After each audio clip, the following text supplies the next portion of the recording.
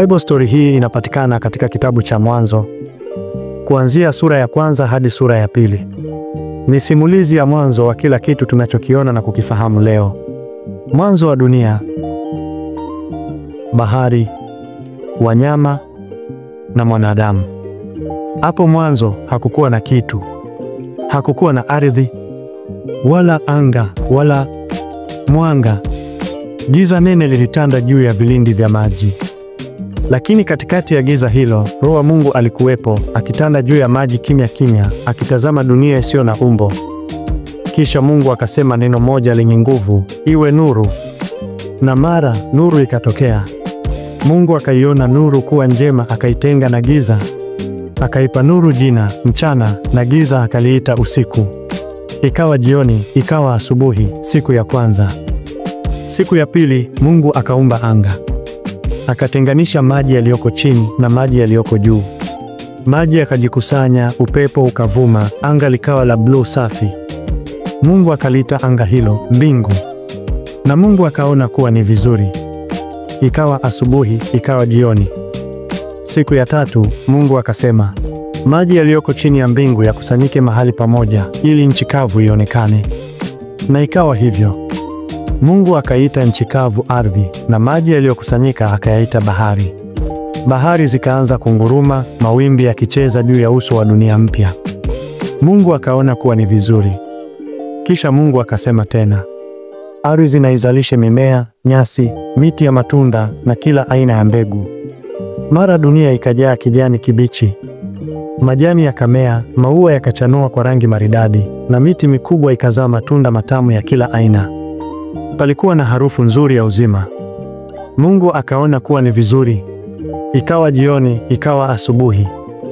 Siku ya nne, Mungu akasema, iwe mianga katika anga la mbingu, itenganishe mchana na usiku, na iwe ishara za majira, siku na miaka. Akaliumba jua litawale mchana, na mwezi utawale usiku, pamoja na nyota zisizohesabika zipambazo anga kwa uzuri wake. Jua likang'aa kwa nguvu, likileta mwanga na joto duniani. Mwezi ukaangaza kwa upole, ukapamba usiku kwa mwanga wa faraja. Nyota zikang'aa, zikituma mwanga wa maelfu ya miaka, zikimshuhudia muumba wao. Mungu akaona kuwa ni vizuri. Ikawa jioni, ikawa asubuhi. Siku ya tano, Mungu akasema, maji na yajawe na viumbe hai, na ndege waruke juu ya anga.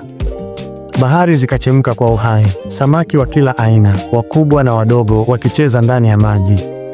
Pweza walicheza chini ya matumbawe, papa wakazunguka kimya kimya, na dagaa wakang'aa kama fedha. Anga nalo likajaa ndege wa rangi na sauti mbalimbali, tai wenye nguvu, njiwa wapole, na ndege wadogo wakiimba kwa furaha. Mungu akawabariki akisema, zaeni, mkaongezeke, mjaze maji ya bahari, na ndege wajaze anga. Na Mungu akaona kuwa ni vizuri. Ikawa jioni, ikawa asubuhi.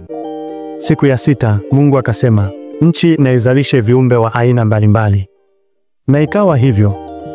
Ardhi ikazaa wanyama wa kila aina. Simba wakanguruma kwa nguvu, tembo wakatembea kwa utulivu, pundamilia wakapita kwa makundi, na nyoka wakatambaa chini kwa upole. Palikuwa na ng'ombe, kondoo, mbuzi, mbwa, paka na kila aina ya kiumbe hai. Mungu akaona kuwa ni vizuri. Kisha Mungu akasema maneno yenye nguvu zaidi, na tumfanye mtu kwa mfano wetu, kwa sura yetu. Akamuumba mtu kwa mavumbi ya ardhi, akampulizia pumzi ya uhai, akawa nafsi hai. Mungu akamwita Adamu. Mungu akamwekea makao katika bustani ya Edeni, mahali pazuri pa amani na uzuri wa kipekee. Mito minne ilitiririka humo, maji safi yakiwaangazia miti ya matunda. Palikuwa na maua yenye rangi za kupendeza, ndege wakiimba na wanyama wakiishi kwa amani. Adamu alihudumia bustani, akitembea na Mungu kwa amani. Lakini Mungu akaona kuwa Adamu alikuwa peke yake, akasema, si vizuri mtu kuwa peke yake. Nitamfanyia msaidizi wa kufanana naye. Mungu akamletea usingizi mzito, akatoa ubavu wake mmoja, na kutoka humo akamfanya mwanamke.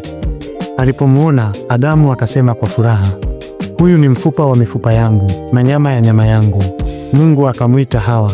Mungu akawabariki, akawaambia, zaeni, mkaongezeke, mjaze dunia, mtawale samaki wa baharini, ndege wa angani, na kila kiumbe hai.